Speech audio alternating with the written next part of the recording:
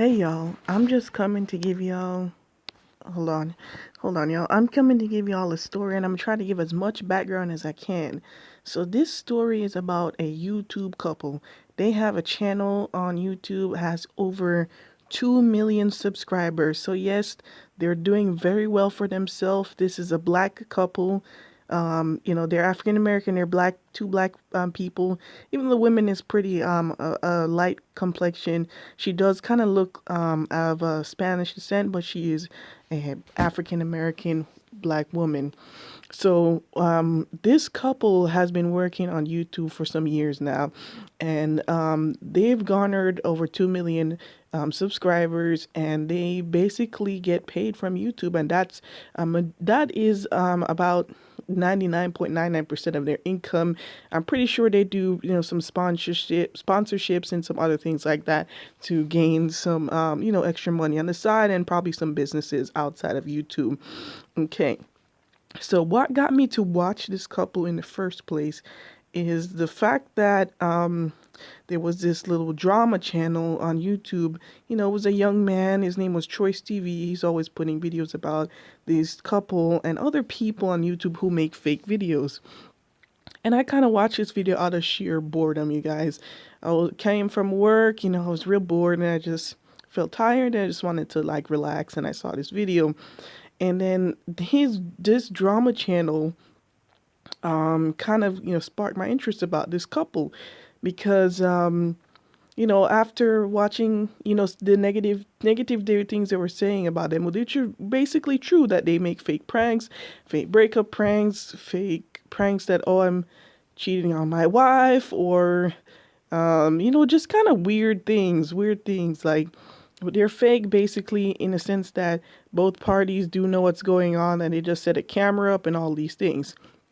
But they were able to get a lot of success off of these videos. This is this guy named Chris. His name is Chris Sales, and I mean his wife will appear in the rest of the video. But so they, what is very interesting about the couple, right? They actually met in church. This couple met in church. They were actually Christians. And this guy, Chris Sales, he even still has um, study Bibles. He has King James Bible in his home, and he still reads the Bible from here and there. And he was talking about in one video that it's very good to have a study Bible, which is true, especially for new Christians and things like that. So they met in a church as young people. They were very young people. They went to church. They were very into church. I mean, they went consistently. They were probably in some groups in the church and things like that. But, they weren't just going religiously like some people just go to church. They were very much in the church, okay? So that's how they met. So shortly after, the wife becomes pregnant, right? She becomes pregnant at a young age. And, because they were young Christians and, the stigma of, pregnancy. So he's like, oh, let's get married. So him and the woman, her name is Queen, they decide to get married after, which is great. They got married. But the issue is, let me kind of skip forward here. The issue, that's the wife here. The issue with that of them getting married is that they were not ready to get married, which they talk about that a lot. They were not ready. And, so they have a son. They have a son. His name is CJ, a very cute little boy. Little kind little boy. He looks like a good kid. And after garnering all of this fame on YouTube, their income changes. They went from not really having anything to having, everything they almost needed. And the guy stating here named Chris, he has an infidelity issue. Okay. He's, speaking with women behind this woman's back. He's sleeping with women. He has constantly cheated on this woman ever since they've been together. And what made them really popular is, well, they had a big following on Instagram. And on Instagram, a lot of people liked their pictures. They had pictures that would go viral, which is called like couples goals. They would wear matching clothes. Excuse me. They would wear matching clothes, and they would have those type of videos where people would call couple goals, just very like, romanticized type of fantasy type pictures. I say fantasy because those things are fake. There's no such thing as real couples goals. You don't really know what people are going through. So, and that is the whole point of the story as well. So they garnered a lot of success on YouTube. And he started cheating. He wouldn't stop cheating. And she wants to forgive this man. She's giving him chance after chance. She's, let it go. She's even, they go to counseling and then they get back into church and get right with God. That's what she wanted to do as the wife. And he agreed. The reason why downfall of their relationship happened is because they came out of the church and they were not right with God anymore, and that he was speaking about how she got all these tattoos. She never used to be like this. She got a bunch of tattoos, and she started acting different. That's what, so, I'm sorry, y'all. So next to me. So he got all these tattoos, and she kind of changed, and of course he has changed as well. And there's even a video out on YouTube about how they kind of had this couple session with another viral video type of Instagram person, and some that ended up having their own YouTube channel. Sorry about that, you guys. So they so basically, the woman, that's their little son there, a cute little boy. The woman here, she decided, you know what, I'm just not going to take this anymore. After the cheating, it's a lot of embarrassment, especially if you have people publicly looking at you. And his cheating scandals, he's not a smart guy. He's not very smart with his deeds. So all of the scandals, they kind of exploded on YouTube. So she was not just privately embarrassed, it was publicly embarrassing for her as well. So some young girl came out saying that she had sexual relations with him. She even got on FaceTime and even recorded that portion of the video, and it exploded everywhere. And this isn't the first time. People have been reaching out to her, telling her, her husband is not faithful. So she got sick of it. She got sick of it. She ended up moving out of their home. This is the home that they bought basically with their YouTube money. It's a huge home, and God has really blessed this couple. But in him blessing them, this couple has forgot about God, completely forgotten about God. They haven't been consistently in the church anymore. They don't probably read the Bible anymore. They're not consistent. That's the whole point. They don't care anymore. So they're just chasing the next check, chasing fame. And she's just like, she's given up. So why am I bringing this couple to you? Why is this important? Okay, so now this couple is actually, they're actually in adultery right now. And I'm going to prove it to you. They're committing adultery. They are still currently married. And yes, they are going through the divorce proceedings, but they're not officially divorced yet. Take a look at this video here. And I'm going to blow this up for you. Okay, why? I'm going to show you this video right here. So this is the husband. He's currently with this female here. If you recognize her, there's a reason why. This girl here is the girl from My Wife and Kids. She's from My Wife and Kids. Her name is Katie on that show. She was the little girl in the TV show My Wife and Kids. And she's a whole nother subject, you guys. She was this cute little innocent girl, and he's actually currently dating her, and they still even not even finished, putting the ink on those divorce papers. I mean, she's rightfully, his original wife is rightfully upset that he keeps cheating, of course. But if this couple went back to the Lord and did things in the way that the Lord wanted them to do and went back to the church and forgot, and remembered their first love, then their relationship would have made it. But this girl Katie here, from My Wife and Kids, I can't remember her real name. I think her name is Parker, but she just comes off as a ditzy kind of like, She kind of like a harlot, but that's a whole nother subject. No offense to her, but this man is still married. This is adultery, and she's not innocent as well because she has been doing her own dirt and her own deeds. I'm gonna show you what's going on with her as well. Just give me a moment, y'all. But she's definitely, not innocent in that sense because she's definitely moved on with her life as well, and she is also in a new relationship. Even if she won't say she is, she's with this man here that I'm gonna show you guys. Okay. So this man on the right side here with the pink do-rag on his head, his name is Clarence, okay? What's weird about this guy is he was always kind of flirty with her, even while she was married. And he has his own following on Instagram as well. The guy on the right with the beard, he has his own following on Instagram.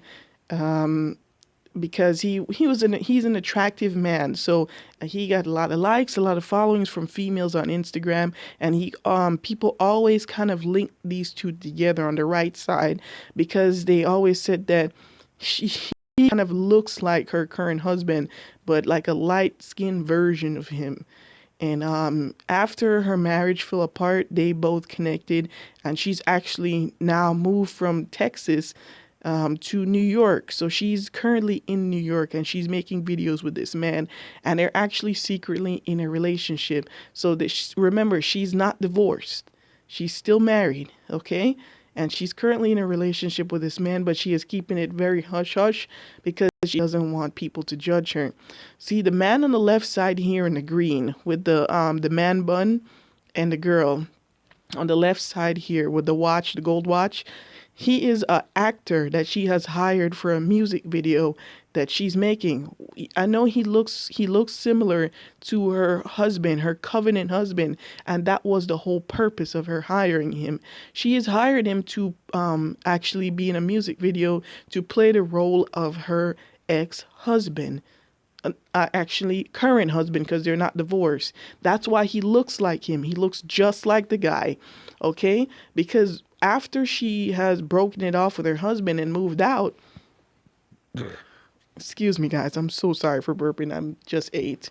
I'm trying to get you guys this video.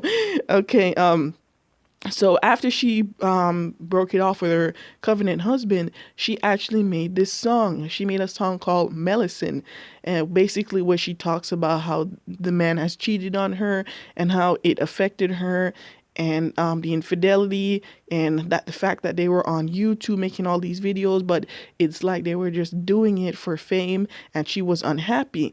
And the video, remember they have 2 million subscribers on YouTube, and the video got a lot of attention.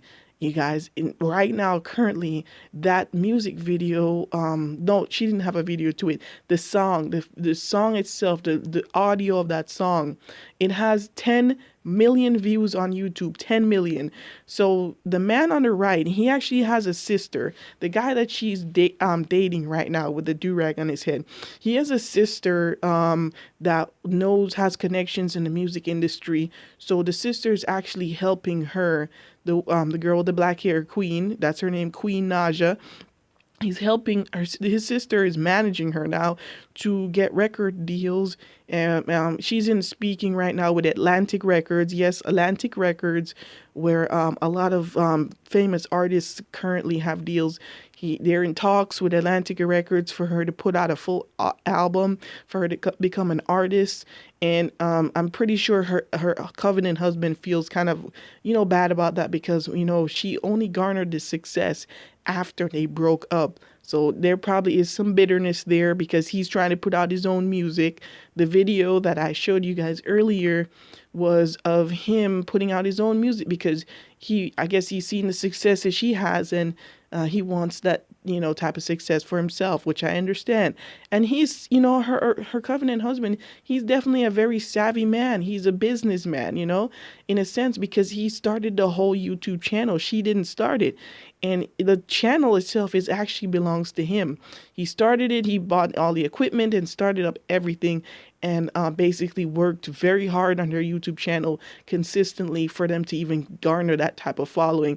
And I'm pretty sure he's blessed by God in that sense, for God to give him that type of mindset, for a business type mindset, so that he can take care of himself and his family. And now he has more than he needs, which it's still a blessing. It's still a blessing.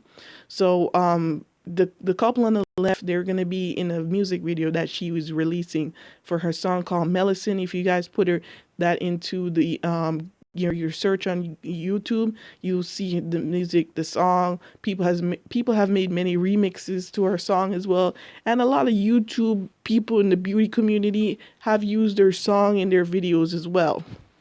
Okay, so I'm going to get to the point of this video. I'm going to play you guys a video that she has put out in 2017, okay, about when God warned her. This is the whole point of this video, about when God warned her about her current life, and how if she doesn't change her life, she's going to go to hell. And I'm going to show you why. Okay, I'm gonna play this video. You guys just listen through it straight through. It's about how God has warned her in a dream, in a vision, about her walking on the road to hell. She's still in adultery. She's in adultery, guys. And of course, I understand no woman would want to stay with a man that's a cheating husband who has no respect for them. But you are to stay single if you have a covenant husband. You are to stay single if they're an idiot, and pray for them, and even if you have to take time away from them. But let's go into the video. I'm going to turn this up all the way up for you guys. Just listen to the video. Rebellious against my just like it's me and you sitting in a room just talking and we having a sleepover. So yeah, I just want to give a little disclaimer on that. But this is when I was about 14. I remember at 14 I was really like rebellious against my mom.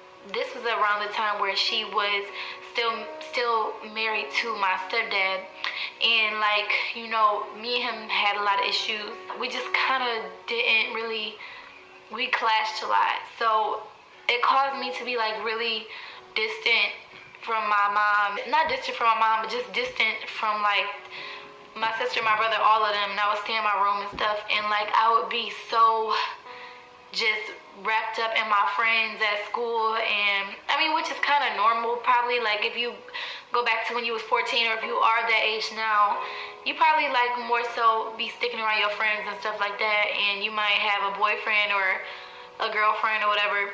And but I was real rebellious towards my mom, and when we was in church, I wouldn't really pay attention, but I knew who God was, and I knew that he was serious, and it was a serious thing.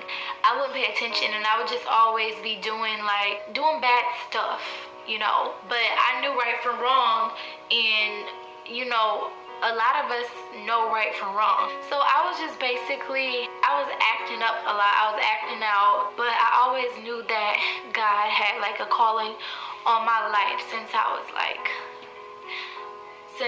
a baby, since before I was born. I know that God got a calling on my life. He done gave me a voice, and I know that he gave me this voice to use for him. It's when I was in church, I was supposed to be taking him serious, but I wasn't.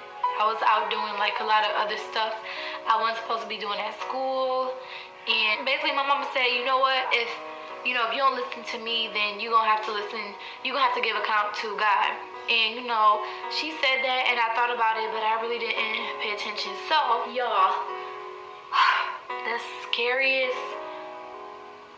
dream I had, I don't know if you guys know about the rapture or whatever like that, but I believe in a rapture. The rapture is when God comes back to earth, get all the people that was right with him, and the dead rise first, and the people who are still alive, they rise up, and stuff like that, and he just gather all his people that lived holy and lived right for him. So I had a dream that, okay, this is how the dream started. So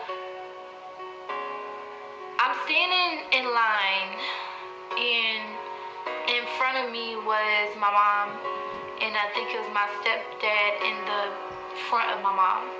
And like I'm standing in line like this, and then like on the side of me over here, there's like a wooden table, and I couldn't see who it was, but from the feeling of it, it felt like it was God sitting at the table. And ahead of all of us, there was a gate. Now, I couldn't see his face, but all I know that it was like an outlining of a body. It was like an orb, but it was like a spirit, but you knew that it was a heavenly spirit. He had power, so I'm guessing that it was God, and I'm guessing that this was Judgment Day or something like that. I'm standing in line, and he's judging my stepdad, and my stepdad, he entered into the gates, and then my mom, and then I didn't hear what he said to her, but I'm guessing she must have got in. And when it got to me, it's like, when it got to me, it's like, he said,